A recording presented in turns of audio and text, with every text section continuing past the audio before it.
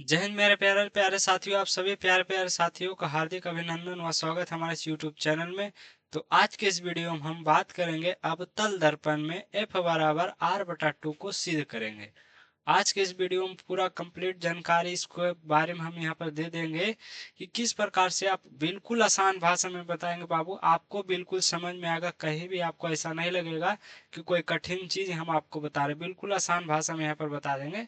इसलिए वीडियो को लाइक करके चैनल को सब्सक्राइब जरूर कर लीजिएगा। तो यहाँ पर देखिए, क्वेश्चन हमारा सिद्ध करे कि F बराबर R/2 या R बराबर 2F। दोनों का बात उतना ही है बाबू, दोनों का बात यहाँ पर उतना ही है। तो चलिए इसको कैसे सिद्ध किया जाए। सबसे पहले हम आपको बता दें, यहाँ पर पहले हम आपको फिगर बनाना है। उसके बाद उस जो भी फिगर में हम करेंगे उसको बगल में यहाँ पर लिखना है। तो हम पहले फिगर पारेंगे, क्योंकि यहाँ पर यह अवतल दर्पण, इसलिए एक अवतल दर्पण यहाँ पर ड्रॉ करना है। यहाँ क्या करना है बाबू, अवतल दर्पण ड्रॉ करना है। चूंकि ये अवतल दर्पण है तो बाहर से रचित रहेगा, तो अवतल दर्पण को यहाँ पर ड्रॉ करना है। आप फिगर चाहे लेफ्ट चाहे राइट में कहीं भी बना सकते हैं, कोई दिक्कत नहीं होगा। इधर बना लीजिएगा चाहे इधर बना लीजिए, कोई बात नहीं है। यहाँ पर क्या लिखेंगे, जो भी हम फिगर में पहले एक एक स्टेप को पारेंगे, एक एक स्टेप को यहाँ पर लिखेंगे। तो यहाँ पर क्या लिखना है, माना कि एम डैश एक अवतल दर्पण है। माना एम डैश क्या है बाबू, अवतल दर्पण। यदि आप उत्तल दर्पण में सिद्ध करें तो उत्तल दर्पण मानिएगा, दोनों का प्रोसेस सेम ही है। एक अवतल दर्पण है, क्या है बाबू, एक अवतल दर्पण है, एक अवतल दर्पण है। क्या बाबू, एम माने हैं और एक को एम डैश माने हैं। दोनों को थोड़ा सा नीचे कर लेते बाबू, 1 मिनट इसको लॉक कर देते हैं। इस दोनों को क्या करना है बाबू, थोड़ा सा नीचे कर देते हैं ताकि अच्छे से समझ में। यहाँ पर देखिए एम डैश क्या है बाबू, अवतल दर्पण है। एम डैश क्या है बाबू, यहाँ पर अवतल दर्पण है। एम डैश एक अवतल दर्पण है। एम एक अवतल दर्पण है जिसका, आप सभी जानते हैं क्या बाबू, जिसका ध्रुव, ध्रुव को P से सूचित करते हैं बाबू, ध्रुव, जिसका ध्रुव P तथा वक्रता केंद्र, वक्रता केंद्र C है, वक्रता केंद्र C है। इतना आपको लिख देना है। क्या बाबू, फिगर में ड्रॉ कर देना है। वक्रता, यहाँ पर वक्रता यानी ध्रुव P है, और इसका सेंटर सेम इसके सामने दीजिएगा, इसका सेंटर C है। इसका सेंटर क्या है बाबू, C है। इसका सेंटर क्या है बाबू, अब C है। अब ए बी एक आपतित किरण है। क्या बाबू, ए बी एक आपतित किरण है। आपतित किरण किसको कहते हैं, आने वाले किरण को आपतित किरण है। ए बी एक आपतित किरण है जो अवतल दर्पण, जो चाहे अवतल लिखे चाहे सिर्फ दर्पण लिखे, जो दर्पण के प्रधान अक्ष, जो दर्पण के प्रधान अक्ष, दर्पण के प्रधान अक्ष, प्रधान अक्ष पीसी के समांतर है, पीसी के समांतर। ये चीज हम आपको करके दिखाएंगे बाबू, समांतर तथा निकट है, समांतर तथा निकट है, निकट है। क्या बाबू, हम देखिए हम आपको बताते हैं क्या चीज है ये।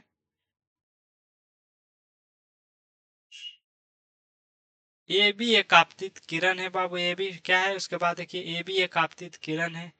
ए भी क्या है बाबू, आपतित किरण है। ए भी एक आपतित किरण है। ये भी एक आपतित किरण है जो दर्पण के प्रधान अक्ष, प्रधान अक्ष किसको कहते हैं, प्रधान अक्ष कहते हैं ध्रुव और सी के बीच की दूरी को, यहाँ पर यानी कि सी और पी को मिलाने वाली रेखा को यहाँ पर क्या कहेंगे, सी और पी को मिलाने वाली रेखा को प्रधान अक्ष, यानी कि ये वाला पीसी जो हमारा हुआ वह प्रधान अक्ष हुआ। प्रधान अक्ष के क्या बाबू देखिए समांतर है कि नहीं, ये भी समांतर पीसी हो जाएगा। समांतर तथा निकट भी इसको आगे भी ला सकते, तो समांतर ही रहेगा।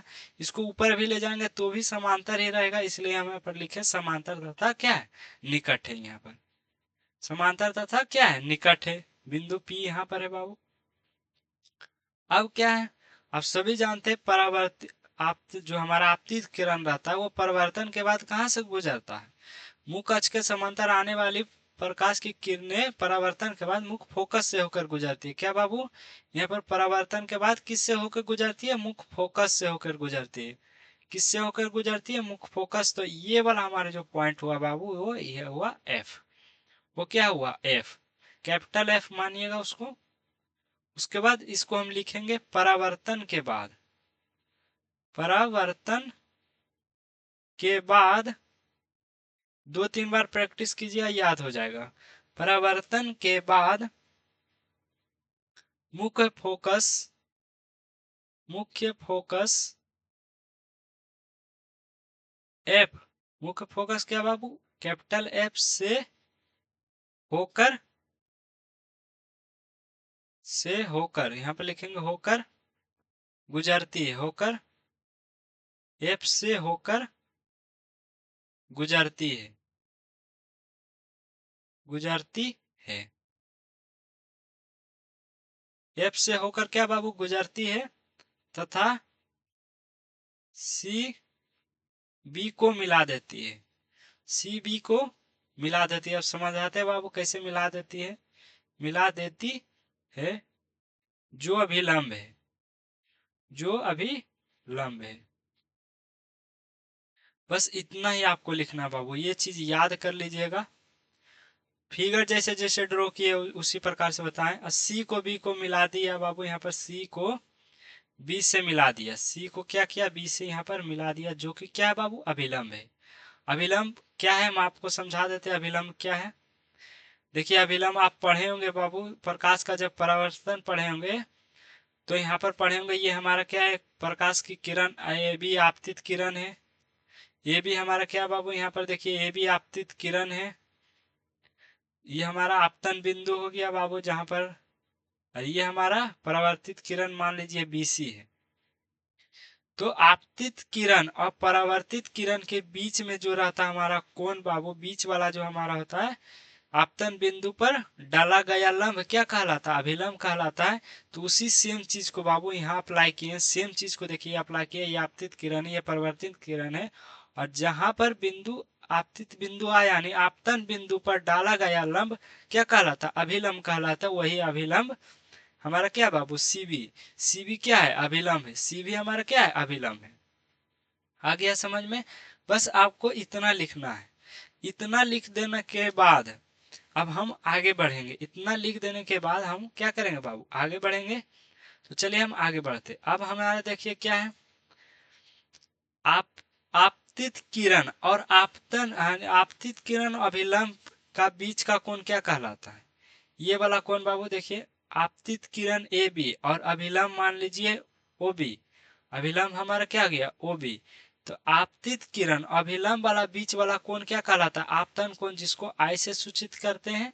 और अभिलंब और परावर्तित किरण के बीच के कोण को क्या कहते हैं, एंगल आर, यानी कि परावर्तन कोण कहते हैं। क्या बोलते हैं, परावर्तन कोण। सेम चीज को यहाँ पर अप्लाई करेंगे बाबू, सेम चीज को यहाँ पर देखिए आपतित किरण और यहाँ पर ये वाला अभिलंब, ये वाला कोण क्या कहलाएगा बाबू, एंगल आई कहलाएगा। और ये वाला कोण क्या कहलाएगा बाबू, एंगल आर कहलाएगा। तो अब फिगर में जो करेंगे उसको हमको सीधे सीधे लिखना है, कुछ नहीं करना है बाबू। सिद्ध करने वाला में क्वेश्चन यही होता है कि जो भी हम फिगर में किए उसको लिखना है। सिद्ध करने वाला क्वेश्चन में लिखना ही पड़ता है, बिना लिखे इसको सॉल्व नहीं किया जा सकता है। तो यहाँ पर लिखेंगे, यहाँ पे लिखेंगे एंगल ए बी सी बराबर हो जाएगा कौन कौन, आपतन कोण। आपतन कोण, प्रकाश का परिवर्तन के नियम पढ़े होंगे तब, वहां पर आपको हम बताए थे आपतन कोण एंगल आई हो गया। और एंगल यहाँ पर देखिए हमारा एंगल क्या है, सी बी एफ, क्या बाबू, सी बी एफ, ये वाला angle R, C B F, angle C B, यहाँ पर सी बी एफ क्या हो गया, सी बी एफ, यहाँ पर लिखते हैं सी बी एफ। CBF बराबर हो गया बाबू, CBF मतलब, यहाँ पर थोड़ा सा रुक जाइए, थोड़ा सा बोर्ड थोड़ा सा हैंग करने लगता है।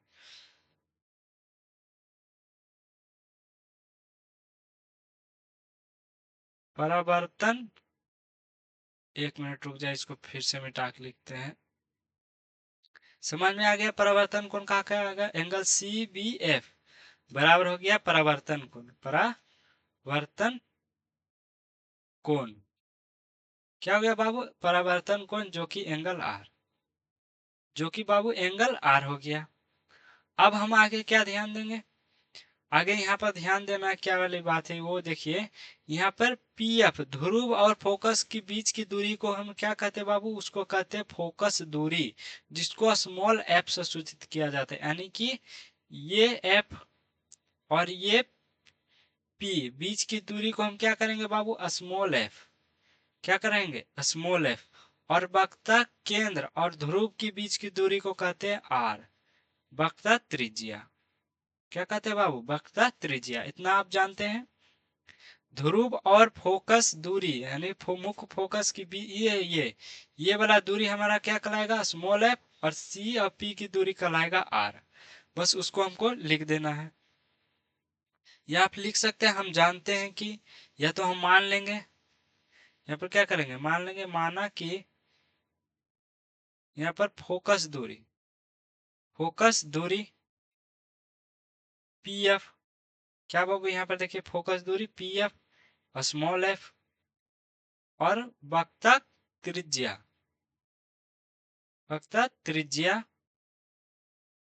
त्रिज्या हमारा वक्रता त्रिज्या क्या बाबू? पीसी। वक्रता त्रिज्या क्या हमारा? पीसी बराबर आर। इतना लिख देने के बाद अब चलेंगे, अब सिद्ध करना। हमें क्या करना बाबू? सिद्ध करना, यहाँ पे लिखना है सिद्ध करना है कि, क्या सिद्ध करना बाबू? स्मॉल एफ बराबर आर बटा टू, ये हमें सिद्ध करना है। अब चलिए सिद्ध करते हैं। प्रमाण लिख के सिद्ध करेंगे बाबू, यहाँ पर प्रमाण लिख के सिद्ध करना। अब सिद्ध करना है, सबसे पहले हम चलना है प्रकाश का परावर्तन। प्रकाश, यहाँ पर क्या किससे चलना है? प्रकाश का परावर्तन के नियम से। प्रकाश का परावर्तन के नियम आप सभी को याद है, बिल्कुल याद होगा। क्या होता है बाबू? आपतन कोण। आप डायरेक्ट हम शॉर्टकट लिखते हैं, क्या लिखेंगे? एंगल आई बराबर एंगल आर। एंगल आई बराबर क्या होता है बाबू? Angle R. एंगल आई बराबर एंगल आर। आप पढ़े होंगे प्रकाश के परावर्तन के नियम से, यहाँ पर चलेंगे, यहाँ नियम से चले, एंगल आई बराबर एंगल आर। तो एंगल आई बराबर क्या बाबू? एंगल ए बी सी, और बराबर हो जाएगा एंगल सी बी एफ। इसको बाबू समीकरण 1 मानेंगे। इसको क्या करेंगे? इसको हम मानेंगे समीकरण 1। इसको क्या करेंगे बाबू? समीकरण 1। इतना तुक समझ में आया? बिल्कुल आगे हो गए। प्रकाश के परिवर्तन के नियम से यहाँ पर चले, एंगल आई बराबर एंगल आर, तब एंगल ए बी सी और सी बी एफ दोनों आपस में बराबर, इसको समीकरण 1 मान ली। अब यहाँ पर ध्यान देने वाली बात है, थोड़ा सा कॉन्सेप्ट है बाबू यहाँ पर। यहाँ पर देखिए ए बी और पी सी क्या बाबू? दो समांतर रेखाएं। 9th क्लास में कॉन्सेप्ट हमारा पढ़ना था कि दो, यहाँ पर दो क्या बाबू? रेखा, एक तिर्यक रेखा खींचे हैं, एक तिर्यक रेखा खींचा हुआ, ये वाला कोण है, ये वाला कोण आपस में एकांतर कोण से बराबर है। क्या बाबू? एकांतर, एकांतर कोण से पढ़े होंगे 9th क्लास में कि दो समांतर रेखा के बीच खींची गई तिर्यक रेखा है, ये हमारा क्या होता है? तिर्यक एकांतर कोण से ये कोण और ये कोण आपस में क्या होंगे? बराबर होंगे बाबू। कौन कौन से? एकांतर कोण से संगत कोण, एकांतर कोण, शीर्षामुख कोण आप पढ़े होंगे। तो यहाँ पर हम लगाएंगे बाबू एकांतर कोण। हम हमारा सिर्फ कॉन्सेप्ट था। यहाँ पर फिगर में देखिए, यहाँ पर फिगर में देखिए, ए बी ये हमारा तिर्यक रेखा, सी बी बाबू यहाँ पर देखिए एंगल आई और एंगल सी, ये हमारा दोनों बराबर हो जाएगा। किससे होगा बाबू? एकांतर कोण से। यानी कि एंगल ए बी सी और बी सी एफ, ये दोनों जो हमारा कोण रहेगा वो बाबू बराबर है किससे, एकांतर कोण से। एंगल आई इधर भी ये इधर भी। तो बस उसी को हमको लिखना है, उसी को क्या करना है बाबू, हमें लिखना है। तो चलिए हम इसको हम बगल में ही लिख देते हैं, आप इसके नीचे लिखिएगा, जब भी आप लिखिएगा तो उसके नीचे लिखिएगा। हम बगल में लिख देते हैं, यहाँ पर हम बगल में लिख देते हैं एंगल ए बी सी बराबर हो जाएगा एंगल, पीछे देख लेते हैं एंगल क्या है बाबू, बी सी एफ। क्या हो जाएगा हमारा, बी सी एफ। आप सोच रहे होंगे कि मैथ कहाँ से इसमें आ गया बाबू, फिजिक्स में मैथ ही है।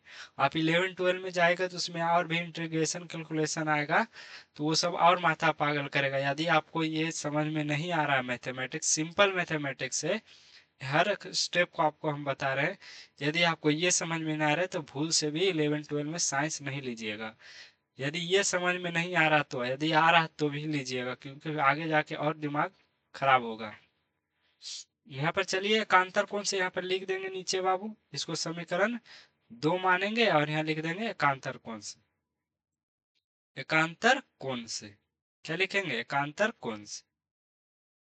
यहाँ पर लिखेंगे एकांतर कोण से। समझ में आ गया। अब आगे हम चलेंगे, यहाँ तक तो एकांतर कोण हो गया। अब समीकरण, यहाँ पर हमें चलना समीकरण 1 तथा 2 से। समीकरण 1 तथा यहाँ चलेंगे 2 से, 1 तथा 2 से। समीकरण 1 तथा यहाँ पर 2 से चलेंगे। अब जब समीकरण 1 तथा 2 से यहाँ पर चल रहे हैं बाबू, समीकरण 1 तथा 2 से, तो यहाँ पर देखिए इसका लेफ्ट हैंड साइड और दोनों का लेफ्ट हैंड साइड, समीकरण 1 समीकरण 2 का लेफ्ट हैंड साइड बराबर है। तो जब लेफ्ट हैंड साइड यानी कि दाएं पक्ष बराबर है तो बाबू बाएं पक्ष भी आपस में क्या होगा, बराबर होगा। यानी कि एंगल बी सी, यहाँ पर एंगल सी बी एफ बराबर हो जाएगा, सी बी एफ बराबर हो जाएगा बी सी एफ के। इसको समीकरण 3 मान लेना है। इसको यहाँ पर क्या करना है बाबू, समीकरण 3 मान लेना है। समीकरण बाबू के यहाँ क्या मान लेंगे, यहाँ पर 3 मान लेंगे। आ गया समझ में, समीकरण 3 मान लेंगे। बस बाबू सीधी हो गया समीकरण, इसको 3 मान लेंगे और आगे हम बढ़ेंगे। अब देखिए हमारा एक त्रिभुज बन रहा है बाबू, यहाँ पर देखिए सी बी एफ, एक त्रिभुज बन रहा है सी बी एफ। यहाँ से C B F, F C 1 2 3, एक त्रिभुज यहाँ से यहाँ तक एक त्रिभुज बन रहा होगा। यहाँ पर देखिए एक त्रिभुज बन रहा है, यहाँ से यहाँ एक त्रिभुज बन रहा है। ये बाबू त्रिभुज बन रहा है समद्विबाहु त्रिभुज। क्या बन रहा है, समद्विबाहु त्रिभुज बन रहा है। कैसे बन रहा है जो हम आपको बताते हैं, कैसे बन रहा है वो बात बता। समद्विबाहु ही क्यों बन रहा है, तो यहाँ पर देखिए सी बी एफ और बी एफ सी दोनों आपस में बराबर है बाबू। तब जब दो, यहाँ पर दो एंगल बराबर होता है तो उसका जो हमारा, जब दो कोण बराबर हो तो वो जो हमारा त्रिभुज रहता है वो समद्विबाहु त्रिभुज कहलाता है। क्या बाबू, यहाँ पर समद्विबाहु यानी कि दो भुजा बराबर है। यहाँ पर देखिए बी सी एफ दोनों में देखिए क्या है हमारा, यहाँ पर बी एफ इसमें भी है, बी एफ इसमें भी है, दोनों में बी एफ है। तो यहाँ पर दो कोण, जब दो कोण या दो यहाँ पर भुजा बराबर है तो ये त्रिभुज जो हमारा रहेगा एक समद्विबाहु त्रिभुज रहेगा। तो इसको लिखेंगे त्रिभुज बी सी एफ। क्या बाबू, B C F, B C F एक समद्विबाहु त्रिभुज है, समद्विबाहु त्रिभुज है, समद्विबाहु त्रिभुज है। समद्विबाहु त्रिभुज बाबू जब दो कोण आपस में बराबर है, यानी कि दो भुजा बराबर है तो आपस में यहाँ पर दो भुजा को बराबर करेंगे। दो भुजा आपस में कौन बराबर होता है, सी एफ बराबर हो जाएगा यहाँ पर क्या हो जाएगा, सी एफ बराबर बी एफ। क्या हो जाएगा, यहाँ पर हो जाएगा सी एफ बराबर हो जाएगा बी एफ के, क्योंकि यह समद्विबाहु कोण, यहाँ पर देखिए बी एफ बराबर हो जाएगा सी एफ, यानी कि ये कोण, ये वाला कोण और ये वाला कोण, यानी कि ये दोनों भुजा आपस में क्या बाबू, बराबर है। कोण को छोड़ दीजिए, कोण वाला कॉन्सेप्ट अब खत्म हो गया, भुजा को पकड़िए। ये दोनों भुजा क्या बाबू आपस में बराबर है, ये दोनों भुजा आपस में क्या बाबू बराबर है। तो इसको समीकरण 3 छोड़ दीजिए, इसको मानिए समीकरण 3। अब उसका काम खत्म हो गया, क्योंकि दो भुजा बराबर है तो यहाँ पर समद्विबाहु त्रिभुज उससे हम यहाँ पर निकाल चुके हैं। सी एफ और यहाँ पर बी एफ, यहाँ पर देखिए दोनों कॉन्सेप्ट बी एफ और सी एफ ये दोनों निकल गया, बीच में छोड़ दीजिए। अब हम आगे बढ़ेंगे, चूंकि हम पहले ही माने थे बाबू, यहाँ पर देखिए पहले माने थे, यहाँ पर देखिए हम आपको बता दें, यहाँ पर पहले ही माने थे, यहाँ पर देखिए पहले ही हम मान लेते क्या, पीसी के समांतर है बाबू। क्या बाबू, यहाँ पर पीसी के क्या है, यहाँ पर समांतर है। पीसी के क्या है, यहाँ पर समांतर तथा निकट है। यहाँ पर ध्यान से देखिए, समांतर तथा क्या बाबू, निकट है। समांतर भी है और निकट भी है। जो हमारा ए बी है वो क्या है, हमारा ए बी जो किरण है वो समांतर तथा निकट है। तो यहाँ पर देखिए ये जो बी बिंदु है वो पी के निकट है। क्या है बाबू, बी बिंदु है जो पी के यहाँ पर निकट है। बी बिंदु जब पी के निकट हो जाएगा तो जितना पी एफ उतना बी एफ। आया समझ में। ये इस बिंदु को सटाइएगा, यहाँ पर लाइएगा, तो जितना पी एफ, क्योंकि बी को यहाँ पर हम ले आ चुके हैं, तो जितना पी एफ उतना बी एफ, जितना पी एफ उतना बी एफ। यहाँ पर समीकरण 3, यहाँ पर लिखेंगे बिंदु बी को, बी को बिंदु पी के निकट, निकट लाने पर, लाने पर जितना बी एफ उतना क्या बाबू, पी एफ। जितना बी एफ उतना हमारा क्या हो जाएगा, पी एफ। जितना बी एफ उतना हमारा क्या हो जाएगा, पी एफ। इसको मान लेंगे बाबू समीकरण 4। अब बाबू सॉल्व भी हो गया। अब आगे हम बढ़ेंगे, समीकरण 3 तथा 4 से, 3 तथा 4 से, समीकरण 3 तथा 4 से देखिए निष्कर्ष निकल रहा है क्या हमारा बाबू, इसका यहाँ सी बराबर, सी एफ बराबर बी एफ है बाबू। क्या हमारा बाबू, सी एफ बराबर बी एफ है। और यहाँ पर बाबू देखिए बी एफ बराबर पी एफ है। बी एफ बराबर क्या है बाबू, पी एफ। अब यहाँ पर ध्यान से देखने वाली बात यह है कि देखिए बी एफ कट जाएगा तो यहाँ पर क्या बन जाएगा, सी एफ बराबर क्या हो जाएगा, सी एफ बराबर क्या हो जाएगा हमारा, बी एफ। क्या हमारा हो जाएगा, सी एफ बराबर क्या हो जाएगा, पी एफ। सी एफ बराबर क्या हो जाएगा, पी एफ। इतना तुक समझ में आ गया, बिल्कुल आ गया होगा। इतना तुक समझ में आ गया बाबू, आ गया। चलिए अब हम यहाँ लिखेंगे, देखिए अब यहाँ करके लिखना है, इसको अब यहीं तक छोड़ देना, यहाँ लिखना। देखिए एक छोटा सा और कॉन्सेप्ट है बाबू, पीसी। यहाँ पर देखिए पीसी, पीसी पूरा एक रेखा है। पीसी क्या है, एक पूरा रेखा है। अब उसको छोड़ दीजिए, आप उसको छोड़ दीजिए, पीसी यहाँ पर पी और सी, और बीच में है एफ। बीच में क्या हमारा बाबू, ये किरण को हम अलग कर लिए, ये वाले किरण को हम अलग कर लिए हैं, पीसी। ये वाला किरण को हम अलग कर लिए, पीसी और बीच में एफ। अब ये वाले हम लाइन को अलग कर लिया। अब यहाँ पर ध्यान दीजिए, क्या पीसी बराबर हम लिख सकते हैं पी एफ प्लस, हमारा P F plus F C, P F plus F C लिख सकते हैं, या सी एफ, या सी एफ हम लिख सकते हैं, या हम सी एफ लिख सकते हैं, सी एफ। जैसे कि मान लीजिए कि ये पूरा किरण 5 सेंटीमीटर है, पूरा किरण 5 सेंटीमीटर है, ये वाला मान लीजिए कि 2 सेंटीमीटर, ये हमें फाइंड करना था। हम क्या करेंगे, इन दोनों को क्या करेंगे, इन दोनों को क्या करेंगे, घटाएंगे, यानी कि पूरा को यहाँ पर घटाएंगे तो बचेगा 3, तो ये वाला हमारा मान 3 आ जाएगा। तो उसी प्रकार से उसी कॉन्सेप्ट को यूज करके बाबू, यहाँ पर उसी कॉन्सेप्ट को यूज करके यहाँ पर देख, ध्यान लीजिए, यहाँ पर क्या पीसी और बीच में क्या हमारा वो एफ। तो मान लीजिए कि ये 2 है, ये हमारा 3 है, हमें पीसी निकालना है। पीसी निकालना है तो क्या 2 + 3 करेंगे तो 5 पीसी निकल जाएगा। उसी उसी कॉन्सेप्ट को यूज करके यहाँ पर बाबू, यहाँ पर पीसी लिखेंगे और क्या पीएफ लिख देंगे। और क्या सीएफ की जगह हम, सीएफ की जगह पीएफ लिख सकते हैं, बिल्कुल, क्योंकि दोनों में आपस में क्या बाबू, बराबर है। ये वाला कॉन्सेप्ट तो क्लियर हो गया, दोनों को जोड़ के हम पीसी निकाल सकते हैं। तो पीसी पीसी बराबर हो गया पीएफ प्लस सीएफ। अब सीएफ की जगह पर हम पीएफ लिख सकते हैं, बिल्कुल लिख सकते हैं, पीएफ लिख सकते हैं। और पीसी बराबर हो जाएगा बाबू यहाँ पर 2 पीएफ, देखिए दोनों सेम सेम है तो 2 पीएफ हो जाएगा।